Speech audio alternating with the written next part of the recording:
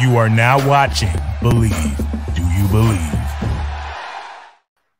Welcome in to Bleav in Jaguars. I'm Jordan Lugo, joined as always by former Jaguars tight end Clay Harbor. Victory Wednesday here in Duval.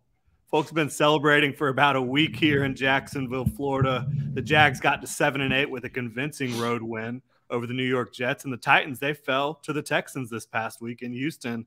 Your Jaguars, they're now in first place in the AFC South.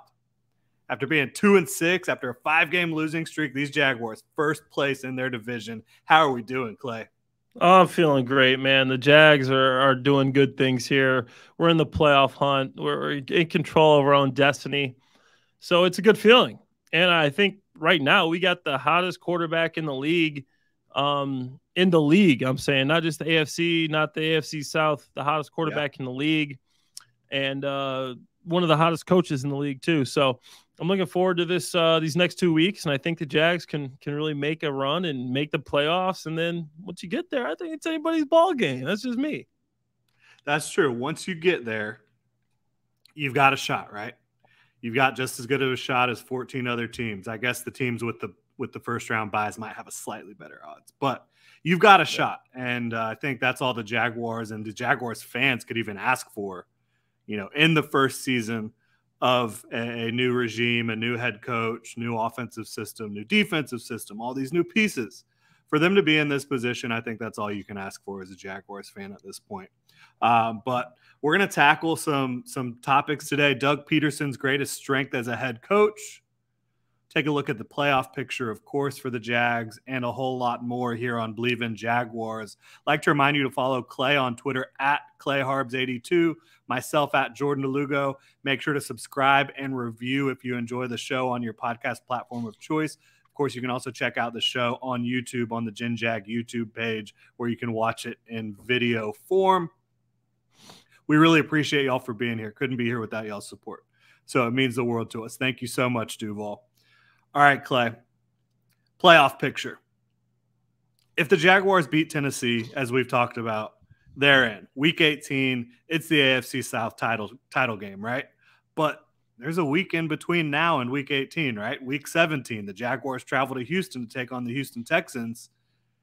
If you beat Houston, it does keep your wild card chances alive, but it doesn't improve your chances to win the division at all, which, of course, is the ultimate goal, I think, here over the next 2 weeks. How do you handle, if you're the Jaguars head coach, decision maker, how do you handle Week 17, knowing that, it kind of helps you out in the wild card, but playing the guys could also potentially risk injury when you really need to win Week 18 to set yourself up in the best position? How do you handle this, Clay? I think there's only one way to handle it for the Jaguars, and that is you proceed as if it was any other week, and you go and you try to win the game. You play to win the game. Hello, Herm Edwards. You play to win the game. You got to go in there with the same mindset. You're going to attack. You're going to be aggressive. That Doug Peterson coaching mindset. Attack, aggressive, and then you want to keep this momentum going too. And when you start playing to not get hurt, to not get injured, that's exactly when you get injured. Mm-hmm. So you go in there, you attack, you play how you usually do. If maybe you're up, couple scores late in the game, you maybe take some guys out a little early. If you're down, late in the game, it maybe take some guys out a little early. But in my opinion, you go in there to win the game. Like you said, you're still alive in the wild card. Obviously, you want to win the South, and that's really what matters if you win the last game of the year. But I think you keep the momentum going, full steam ahead, and you go and you attack, and you try to win this game. Yeah, I agree with you. And there's risks on both sides of this, right? If you go out there and to Houston and you lose a critical piece to this team, it's going to suck. It's going to hurt. And but that's how it is every single week in the NFL, right? But on the flip side of that coin, if you go to Houston and let's say you don't go and prepare to win that game the way you should, you kind of just say, let's take the week off and get to Week 18. There's a chance that bites you in the butt too. Because if you lose to the Titans, you still had a shot to get into the playoffs if you beat the Texans. So I think you go in and prepare just like you would every single week, but you do have a plan in place for if you get up by 2 scores or, 2 touchdowns, whatever it may be, where you're ready to pull these guys, and you have a plan in place for the backups as well to know their role for this contest. Agreed. You got to play to win the game, man. Yeah. And this is a division rival. It's the Houston Texans, a team that beat you earlier in the year, and you want to pay them back anyways. Show this team that you're not the same team they beat early in the season. Let them know coming into next season that this division is going to be the Jacksonville Jaguars. You come back, you pay them back for the earlier loss. That's the way I feel as a player. I want to go in there and I don't play these guys. I want to show them that first win they had against us was a fluke. This is a different Trevor Lawrence. This Trevor Lawrence isn't going to throw a pick at the 5-yard line heading into the end zone to lose the game. This is a different Trevor Lawrence. This Trevor Lawrence has 14 touchdowns, 1 interception in the last 7 games. This Trevor Lawrence has a 108 rating his last 7 games. This Trevor Lawrence is playing the best football of any quarterback in the league. His last almost a 70% completion percent. It's not the same guy, not the same team.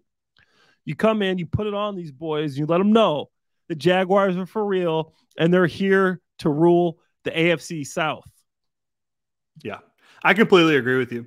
And, there's going to be people that disagree with, you gotta keep everyone healthy, all that stuff. And I hear that, but these guys could get injured in practice. They could get injured walking out of their house in the morning. They get injured stepping. I don't think you play scared, and that's not Doug Peterson's personality. That's not this team's personality. That is not Doug's personality at all. Yeah, I don't think you do it. I don't think you do.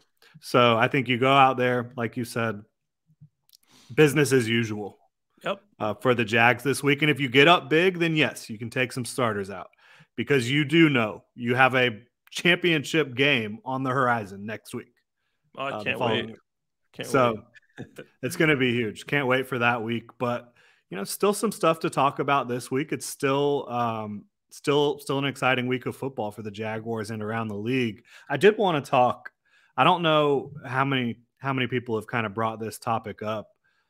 I just wanted to talk about Doug Peterson a little bit. I think he's done a masterful job. I think he's absolutely should be in the running for Coach of the Year to take a team that had the first overall pick, not 1, but 2 years in a row, and have them in position to make the playoffs during your first year. And I think he's absolutely in the running for Coach of the Year. But we all know that Doug Peterson's a good coach here in Duval. We love him. People in Philly know it too. Really do. How do you kind of parse out what is the most important or best asset that Doug Peterson has as a head coach? What separates him? What makes him as good as he is? I think it's his ability to take complex things and to simplify them down to make them easy for the players. That's something Andy Reid's always been able to do with his offense. It looks so complex to the people that are seeing it, to the defenses, the motions, the formations, the route combinations. When you're playing in that offense, when you're a tight end in that offense, it's not that difficult. It's pretty simple stuff. But then you'll hear your buddies on other teams like, man, how do you guys know all this stuff? You guys are in so many different formations. It's the ability, this offense, Doug Peterson is a coach. It's his ability to take the complex, to make it simple for the players, but to make it look very difficult for the defense, for opposing defensive coordinators to put a finger on. Makes it hard for them to stop. So that's the number one thing for me. I love that. And you have firsthand experience kind of being around him and seeing what he does to help out his players. And that's such an interesting point because I was thinking about it in my head and my thoughts were his play calling. Hey, love it. Love the water bottle. Go Jags, baby. My thoughts were it was either his play calling / scheme, which I think what you're talking about kind of falls under that, but it's more of the ability to teach it, to make it easy for his players, but still have it be just as complex and difficult for defenses to understand, for defenses to realize how they're attacking them. So I think what you're talking about kind of falls under that, the play calling / scheme wing, but the teaching aspect of it. I think I was going to say it's either that or his authenticity, like Yeah. his ability to connect with people, not from just a football standpoint, but from a working relationship standpoint. I think that that's been one of the most astounding things really for me, because you look around the history of the Jaguars head coaches. Tom Coughlin was certainly not that guy. He had his own way of doing things. Jack Del Rio, not really that guy. I think Gus Bradley was that guy in terms of being authentic, but he didn't know. He just couldn't win games. No Yeah. offensive mind at all there. Right. And then Doug, I think, was fairly authentic, Doug Marrone. And then Urban was the antithesis of being authentic, right? Like, Yeah. So I just don't think you could go from you could have a more stark contrast from your last head coach to your current head coach in terms of how he handles relationships, how he comes off to people, how he just is himself. And I don't think even Urban Meyer knows who Urban Meyer is, to be completely honest. I don't know. I didn't know Doug as a head coach, but the Doug I knew in Philly for 3 years was the Doug that was a quarterback coach. And that Doug was one of the guys. This guy played in the league for 10 years. He was sharing his war stories about some of his favorite teammates. He's talking to us. Like, obviously, he's coaching, but he's also one of the guys. He's been there. He's done it. So a big thing from Doug that all the players have always respected about him is he's been there. He knows what you're going through. This guy played quarterback in the league for 10 years with the Green Bay Packers. The Brett Favre, Andy Reid, Marty Mornhinweg Packers. So he knows what these guys are going through, and he's able to connect because he does. So that's one of the big things about Doug Peterson. Honestly, a lot of the coaches nowadays haven't played in the league, and Doug Peterson's a guy that has. So that sets him apart. That's one of the reasons he's so easy to connect with, is because he's been there and he's experienced that, and he knows what you've been through. And just to say that, I show up at training camp. I go to a couple practices this off season to go to training camp. With Brett over there at ESPN Jacksonville. I know you work with them too, and I'm just sitting back watching Doug's press conference. Middle of press conference. It's been years since I've talked to Doug. He goes, Clay Haba. He always used to call me Clay Haba. And literally, Doug sees me. He goes, Clay Haba, how you doing, man? I'm like, hey, Doug, I'm doing great, man. How about you? He's like, I'm doing great, in the middle of this press conference. That's the type of guy Doug Peterson is. He remembered me as a person, still remembered the joke we used to say, let's go, Clay Haba. And that is why Doug is so likable, and these guys play so hard for him. That's the type of guy he is. Yeah. And I think, the way I framed this question, what is his greatest asset? I think trying to just narrow it down to one thing probably is doing him a disservice. Yeah. Like, he's a masterful offensive play caller. Yeah. He's masterful at teaching his guys how to run these complex systems, complex schemes. And he's masterful when it comes to just being a genuine, authentic person that cares about the people that are around him. And I think all of those things come together to create just one of the better coaches in the NFL. Like, I think I didn't tell you we were going to talk about this. I didn't think about it until just now, but like, what coaches would you rather have than Doug Peterson right now as a head coach? I think the list is incredibly short. Short. Yeah. I mean, I think he's the perfect guy for this role, obviously, because he's played the position that was so important for the Jaguars. It was so different because coming into this season, you had this generational talent at quarterback that you needed to bring along. He had a tough year under Urban Meyer, and now you're risking, if you look at him last season, some people are calling him a bust already. So you needed him to come along, and Doug Peterson was the perfect guy for that. This guy played quarterback in the league. He was a quarterback coach. He was an offensive coordinator. Now he's a head coach. The perfect hire, and then Doug brought in some more perfect pieces. Press Taylor, Mike McCoy, huge hire. This guy was a head coach. He coached Peyton Manning back in the Denver days when he was breaking records. Mike McCoy is a quarterback savant. This guy knows his stuff. Then you got Jim Bob Cooter, who's also a quarterback coach and offensive coordinator. Like, there are some big-time coaches that Doug brought in and knew to bring in to help Trevor. He knew how important it was to bring this guy along. And that's one of the reasons the Jaguars are where they are in this position to win the AFC South after having so many things not go their way early in the season, to lose so many close games and to still be here. Incredible. It really is incredible. Again, they were 2-6. They lost 5 straight games. And during that losing streak, I do think there's a couple moments where you could point at Doug, maybe not making the right decision. But overall, I mean, just the job he has done here. And some of those wrong decisions from Doug was because he was being ultra aggressive when the team wasn't quite ready for that yet. Yeah. But they are ready now. They have grown up before your very eyes. Yeah, that's so true. Just looking back at that past play, we're playing the Texans this week. That play where Trevor's rolling out to his right. I vividly see it. I was at the game. I remember just being shook. I go, there's no way he threw an interception in the end zone.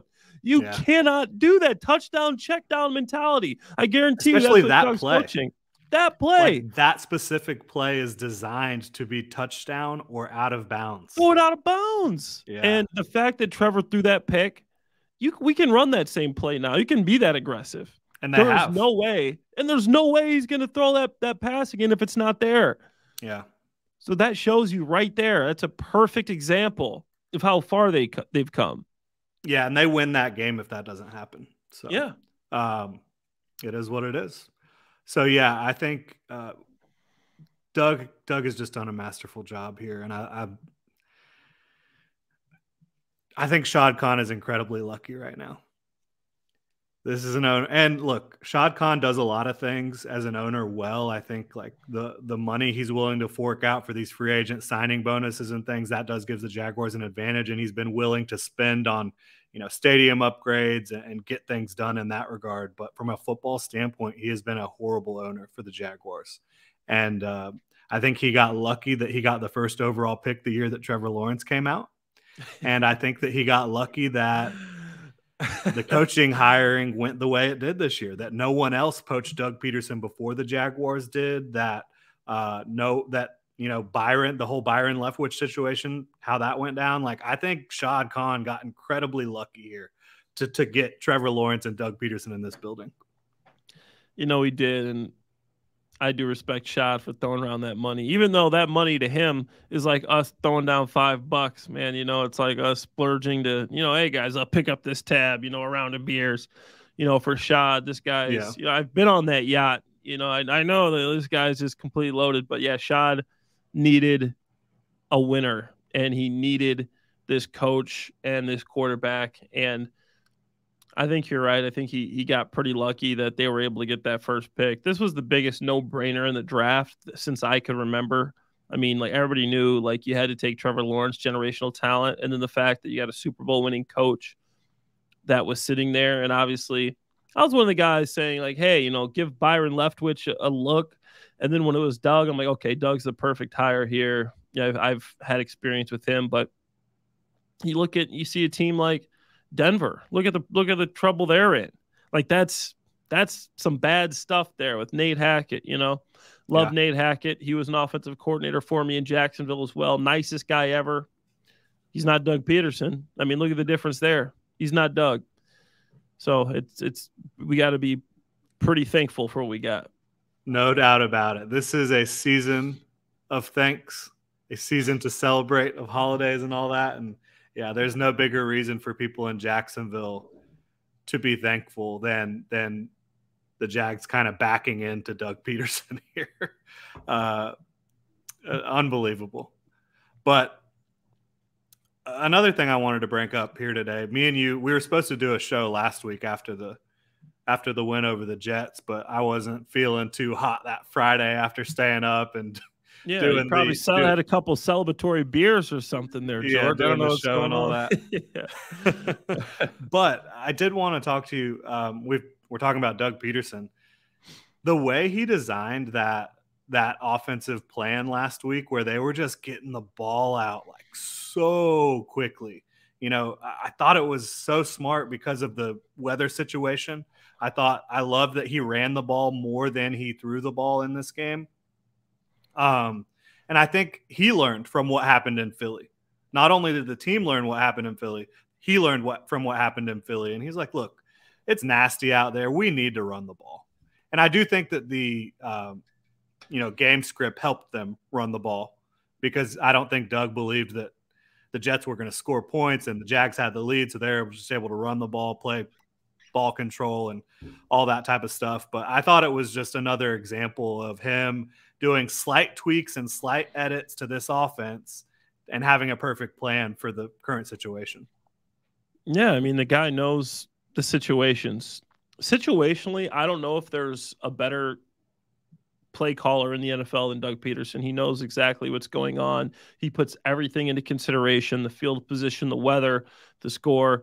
I mean, Doug instantly knows the right calls there, and it's something you really appreciate about him. He realized Zach Wilson was the quarterback and was not moving the ball. You know, you could tell. He's like, hey, we were going to go for 3 there, even when they missed the field goal. We're going for 3. We know how important points are going to be. And to me, that was him saying, okay, Zach Wilson in this weather is not going to score. I trust the defense. I'm sorry. So we're going to go for the 3. We know how important any points are. And he did a good job of calling the plays. That was a brutal game for them to even put up 19. Like the cold, rain, wind, brutal game. I don't know. Those guys were catching the ball. When it's raining like that and cold, it's extremely difficult. You can't feel your hands, and it's slippery. It's so hard to catch the football. And that's what my hat's off to these guys. I hated that cold rain. If it's warm and rain, you can still feel. If you can't feel your hands and the ball slick, extremely difficult, extremely high degree of difficulty. These Jaguars receivers are very skilled to be able to do that. Evan Ingram as well, tight end, to be able to catch the ball like that. So, I mean, and I love to see, to go off topic a little bit, I also love to see Doug getting the ball to Evan Ingram. And you saw Dan Arnold. It brings a tear to my eye, Jordan. Whenever I see the tight end get the ball like that, I love it. And Evan Ingram, we got to shout out to him since we haven't done a show since the game. Hey, he's the leader, the career leader in receptions and receiving yards for Jacksonville Jaguars as a tight end in a season. Yeah. Hats off to you as a former Jags tight end. Good job, Evan Ingram. Keep it up. I hope we bring you back next season. Yeah, I hope they're able to figure something out with his contract as well. It's just such a perfect fit. He's not going to go to a place that's going to utilize him better, and the Jaguars might not find a tight end that can have that type of skill set that he has, as good of a skill set as he has in terms of his athleticism, his speed. He's so difficult to cover when you get him rolling horizontally.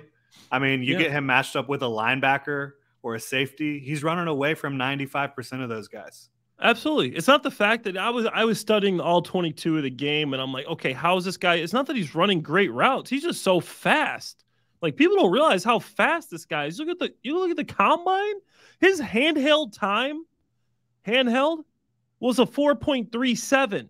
This guy was in the 4.3s. His electric time was like a 4.41, but broad jump was over 10. Ridiculous. Yeah, 40-inch vertical. Like, I didn't realize how explosive this guy was, but you realize that he was a first-round draft pick for a reason. And the fact that he's at tight end and was going to, most of the time, get matched up on linebackers and safeties, it's a huge mismatch. I think he's more important to bring back than Jawan Taylor because in this offense, I'm sorry, tight end might be more important than an offensive. The fact that Trevor gets the ball out so quick and so fast and is so good, he needs more weapons to catch the ball. And he can handle some of the guys in protections. So I think that the number one priority this offseason, as far as guys to re-sign, I mean, you start with Evan Ingram because now you got Calvin Ridley, Zay Jones, Christian Kirk, and Evan Ingram. I don't know Dan Arnold's contract situation. I love him as well. He's also on an expiring contract. Oh, man, because he's a good player. Man hurts too. Arnold. Yeah, that's another thing. I was thinking, let's say Evan Ingram prices himself out. Like, some team is just willing to throw the bag at Evan Ingram, which is probably a mistake. Unless they are able to use him and have a quarterback like Trevor Lawrence. I just think he's in the perfect situation here. But let's say some team outbids the Jaguars for Evan Ingram services. I think Dan Arnold is a decent option to be Dan your Arnold, receiving tight end. You Dan can get it Arnold much can play. cheaper. He can play. He's just not the explosive guy. But Dan Arnold, I think, could be a starting tight end. The guy makes plays. He's not extremely fast, but he runs good routes. Like, he's a solid blocker, and he makes plays, man. If it's Dan Arnold next year, like, I'm okay with that. But I would love for Evan Ingram to be back. But Dan Arnold makes plays. Okay. Yeah. As a tight end, I watch the tight ends. I try not to as much anymore, because I want to see the game as a whole. Obviously, working with CBS and you guys and all the football stuff I'm doing, I got to watch the game as a whole, not just watch the tight ends. That's the first thing I see. Dan Arnold can play. Dan Arnold can play. He can do it all.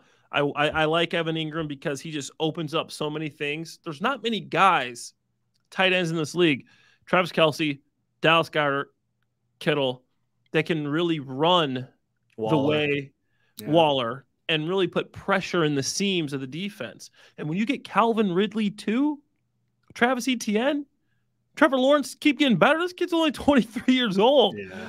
Doug Peterson, I mean, it's going to get scary. It's going to keep getting better for the Jaguars. And that's the thing that I think people don't realize.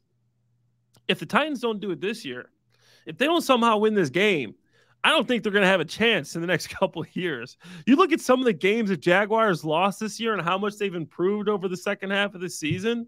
This is your last chance if you're the Titans. If you want to win the division, this is going to be your last chance for years. Trevor Lawrence is going to have this division. We lost you. Did you hit mute? We lost Clay Harbor here today. Can you hear me? Yeah. Yep. As I was going on a tangent here, but Tennessee Titans, if you don't win this week, you ain't going to have the chance to win the division until Trevor Lawrence retires. I'm sorry. This is your last chance.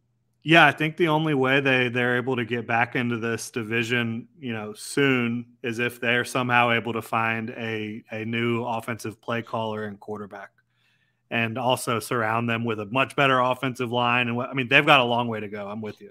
I think for the Titans to compete with the Jaguars in the next couple of years, you would have to see a rapid transformation for the Titans offense.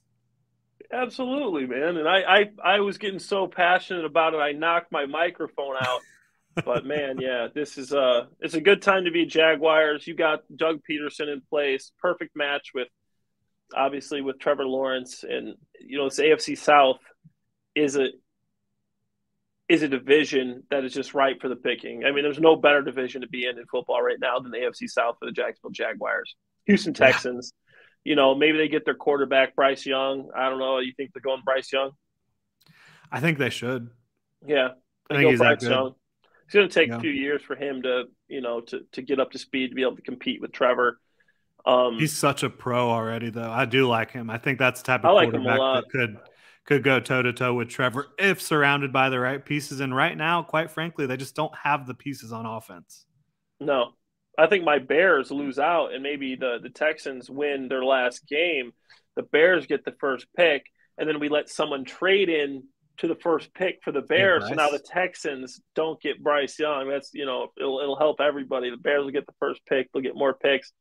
Then we don't have to worry about Bryce Young in the division for years to come. So that's my thought.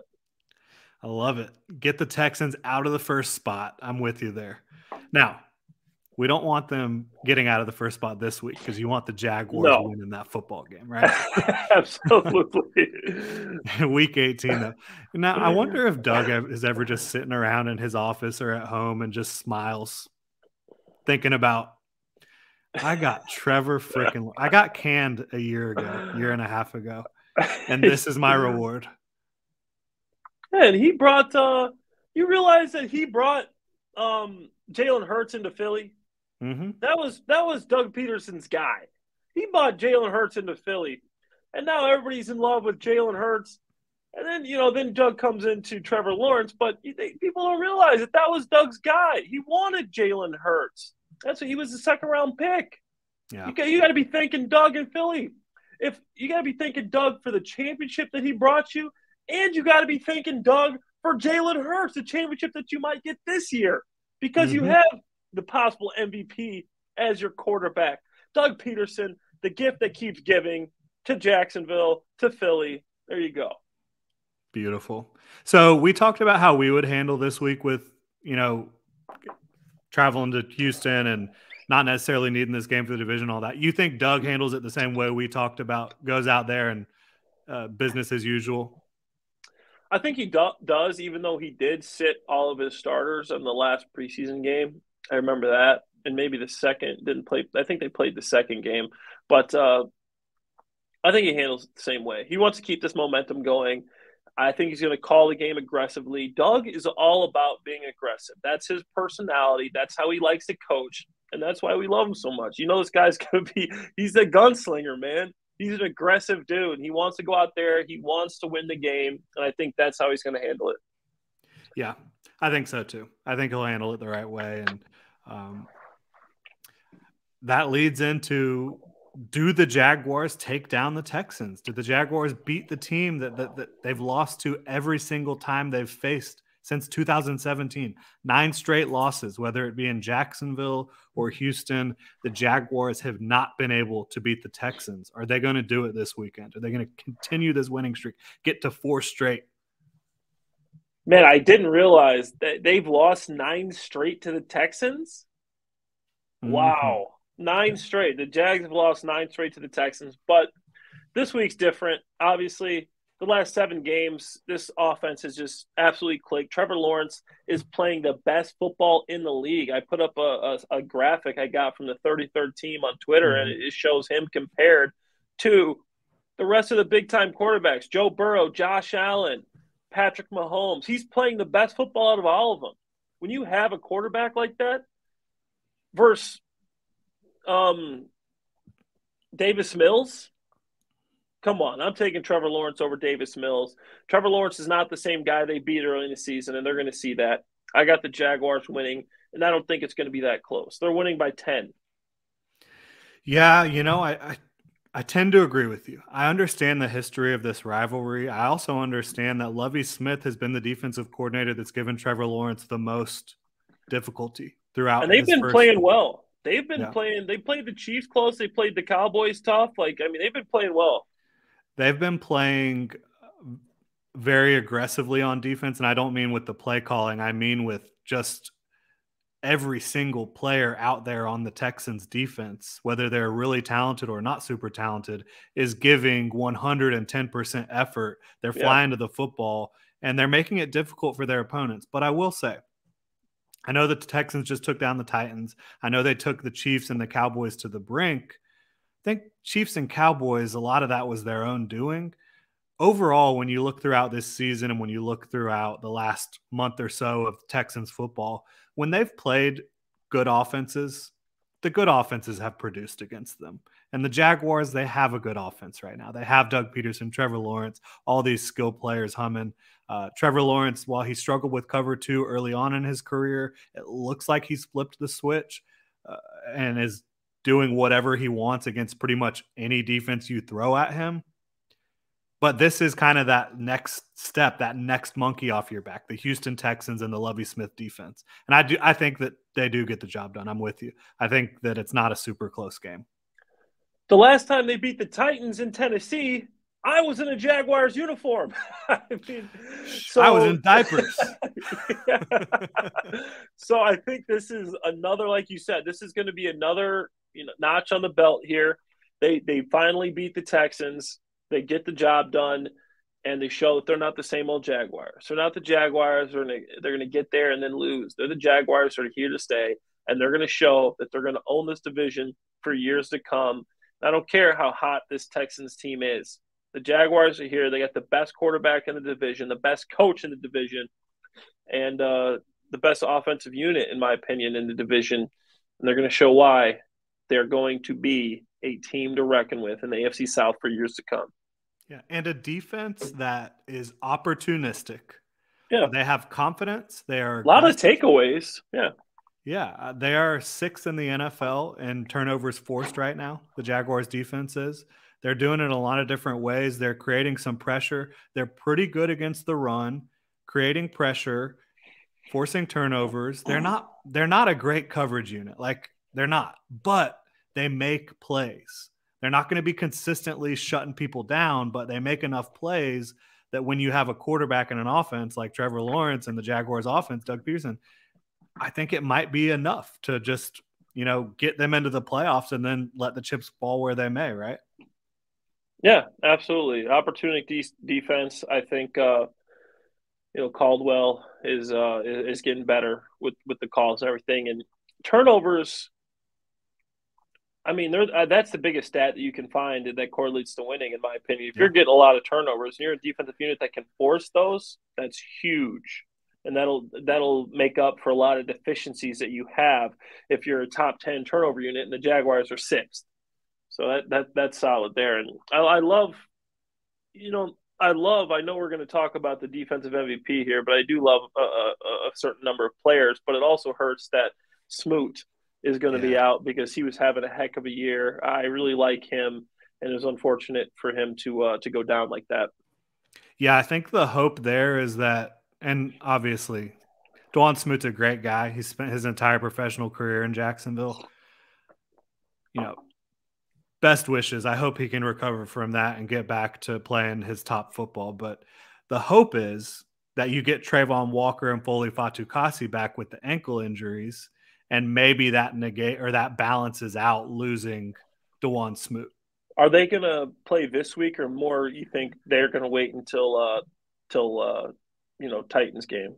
I'm not sure. I'm not sure. If I had to guess, I would say I think Trayvon should be ready to play, but we'll see.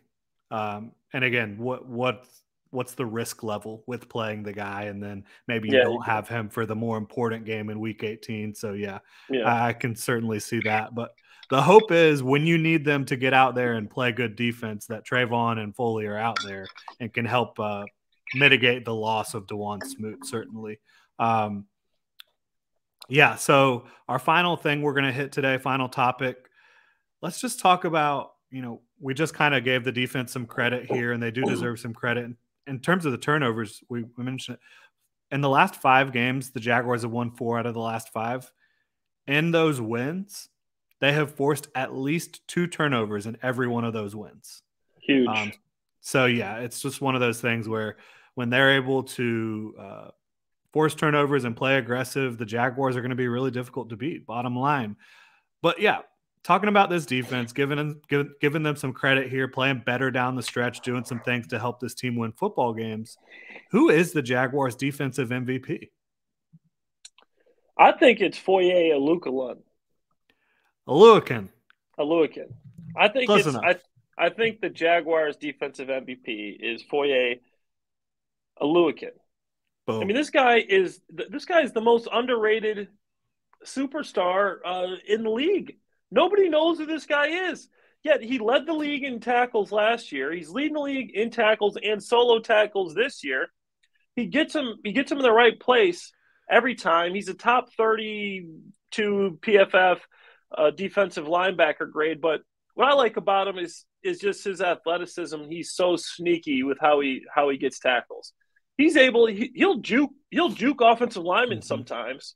He'll take on a block, but the way he sheds a block, or he'll literally juke an offensive lineman and then get back into his run fit, is incredible. I think Foye is the Jaguars' defensive MVP, and I think he's underrated.